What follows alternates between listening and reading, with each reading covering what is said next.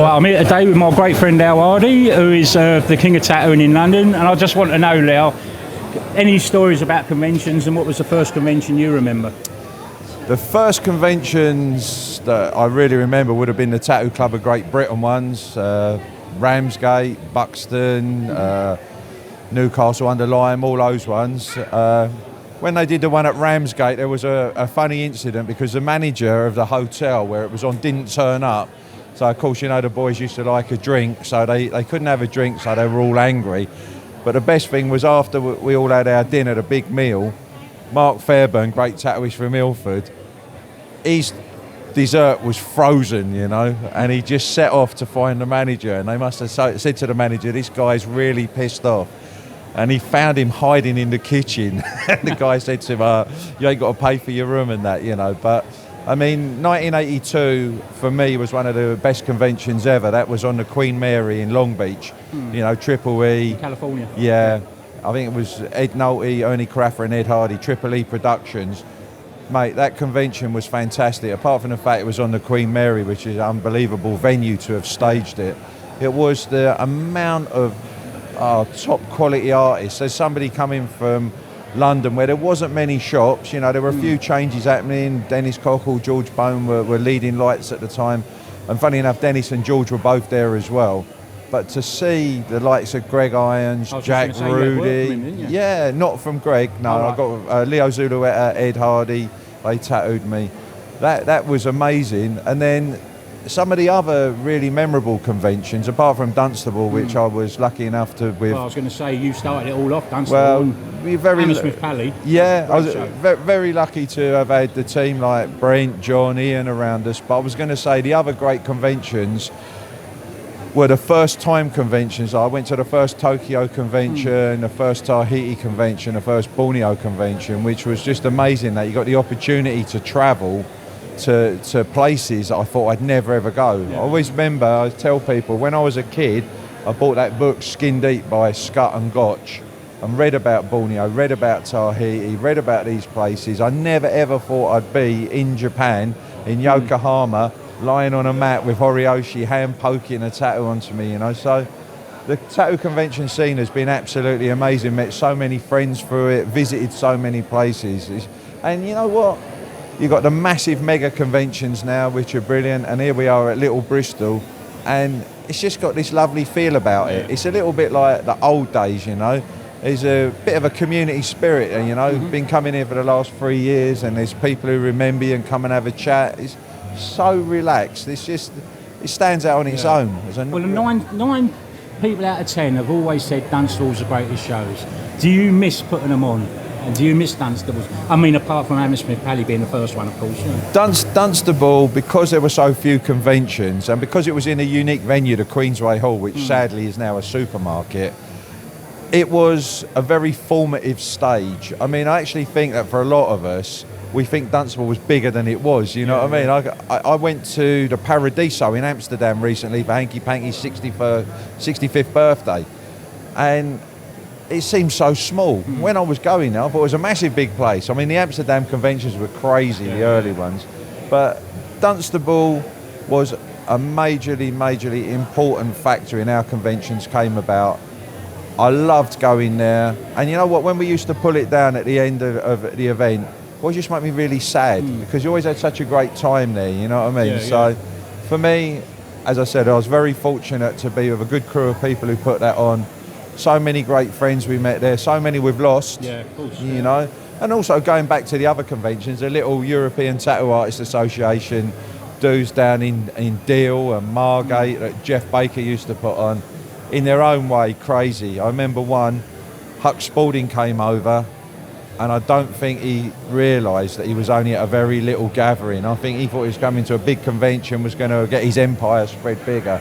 And he saw Ben Gunn, Brian Lewis, Ingrams, Jeff Baker, all of them in full effect, as people would expect old-time tattooists to be. And I remember going across the channel on a ferry with him, and he was all green around the gills and all that. And Gunny and everyone was having a jolly up, and I just remember saying to him, Mr. Spalding, I must apologise for my fellow countrymen.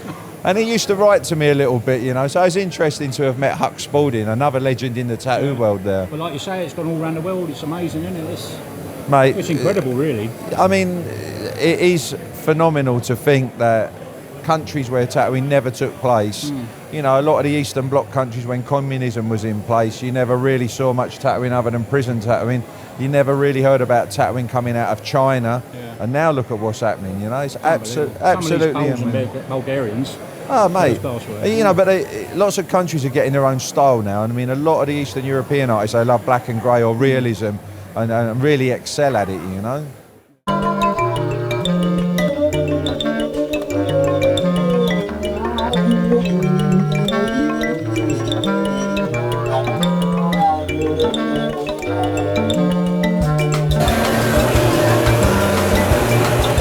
I'm here with a good friend Perry, the Larry Flint of tattoo magazines. So Perry, come and tell us, how did it all start? When was your first show you ever went to? I think the first show I went to was probably Yarmouth, I think, a long time ago, probably around 99, something like that. And then at that time I was good friends with Sally, who was at that time the editor of Skin Deep magazine. Before that I'd been doing record covers, and I'd known her for a long time, and she just asked me if I wanted to come and work with the magazine, and that's when it all started. We worked there for about 5 or 6 years together, and then we left and started Total Tattoo 14 years ago. Yeah, because that's right, Sally was Skin Deep, weren't she? Yeah. She was the editor. She took over from Annie. Yeah. And then after Sally was Neil, and now Sean. So how do you think it's gone, you know, this convention? What, this convention? I think the Bristol Convention continues to get better every year. Yeah. I mean, I think it's very difficult because it started, when the first year was so successful, was really, really good, because it was just the first show, I think, that was completely stripped back, and it was just focusing on the tattooing. So there was no bands, no extra music or anything like that. It was just purely tattooists together. It was a bit of a risk for Phil, but I just think the hall is really, really fantastic. It's a really beautiful location. I think that obviously being right next to the train station helps, and obviously, I think it's been a really, really, really good success.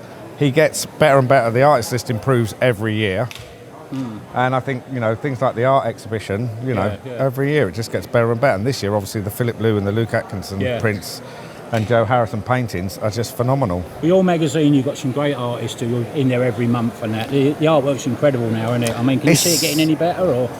Well, when you think it won't get better, it just continues to get better. It's just being such a creative field. It's just, there's new people coming in all the time. There's young guys coming in and young girls coming in that are just, within 2 or 3 years, are doing mind-blowing work that, you know, you and me, you know, the stuff that we've got and the stuff that we've seen and we've had in the past, you know, we thought it was fantastic when we got it. And now you look at the stuff that people are doing and it's just mind-blowing. You still get the same buzz going to the shows as when you first started? Yeah, if anything, I think it's got worse. Yeah. I think I go to more shows now than I did before. I'm going to more every year, and I'm starting to go more into Europe, more around the world and stuff, get invited. And it just seems like it's every weekend or every other weekend we're away. I've seen the magazine in New Zealand, Australia, everywhere, you know. Yeah, no, it does. It goes all over the world, and it's you know, it's a great privilege just to be a part of this world. Really, we feel honoured just to be involved.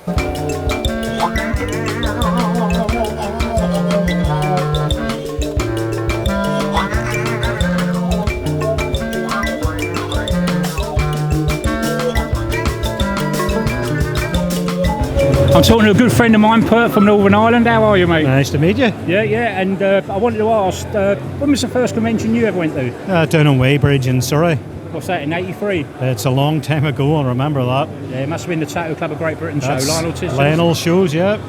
The very first tattoo show I went to, and it was the first time I'd seen a portrait being tattooed. Who was that by? Shotzi Gorman. Yeah. And he tattooed this guy, I think he was from Cleethorpes, the young tattooist. He wasn't long at the tattooing himself, and he got a portrait of his mum's wedding day with a hat on, a black hat on, and it just blew my socks off. Were they brothers? And that's the ones. Yeah, he had a ball on his arm. That's right. Stuart and Sammy. That's the very ones. Yeah, very ones. So it was my first convention, and all Weybridge. Great show. Yeah. But at that time, if you didn't stay in the hotel, the bar closed at lunchtime, and you couldn't get a drink unless you stayed in the bar. Yeah. So I was at the bar, and this Australian guy beside me, Les Connolly, I'm going to say. Des Connolly, yeah. Yeah. Des Connolly, yeah. He says, give the guy a drink on me. So I took a drink off an Aussie, which is a rare thing. Yeah, that was Des Connolly. He died a couple of years later. We had the Tattoo Museum in Saxon Street in Sydney. You done a successful tattoo show in Belfast yourself, didn't you, for a few years? 92, 3, 4, yeah. Yeah. How did that one compare to these? Again, it was like a very laid back and that, wasn't it? It was a smaller show and more family orientated. We had the artists in from all around the world. The way we run the show then was, because Northern Ireland's really a small country, we invited artists from everywhere else other than Northern Ireland. So people in Northern Ireland, 100 square miles is Northern Ireland, it's tiny. Yeah. And they were good shows. Have you ever thought about putting any more on, or that's gone now? Too long on the tooth for it, and I leave that to the young kids.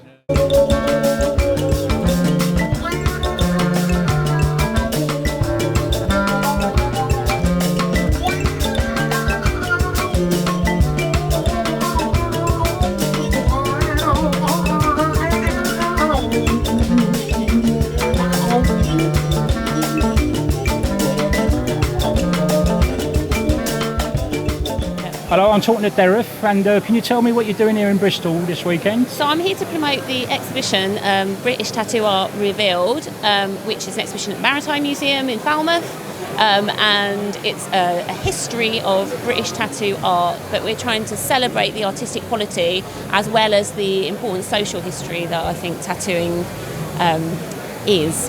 And it's gained a lot of press in the TV and radio and newspapers. Is that surprised you? I think it surprised the museum. I think, obviously at points that people were a little bit hesitant about us doing it because it was so different for us. But yeah, I mean, it was a bit of a surprise to sort of have the national news and the Jonathan Ross radio show. We've never had that for any of our other exhibitions, but I think that's really good because that's maybe some of the people that were feeling hesitant about us doing this sort of show, that's sort of really changed their minds. So, well, tattooing's a bit rock and roll nowadays, but people don't realise what a history it's got. Yeah, absolutely.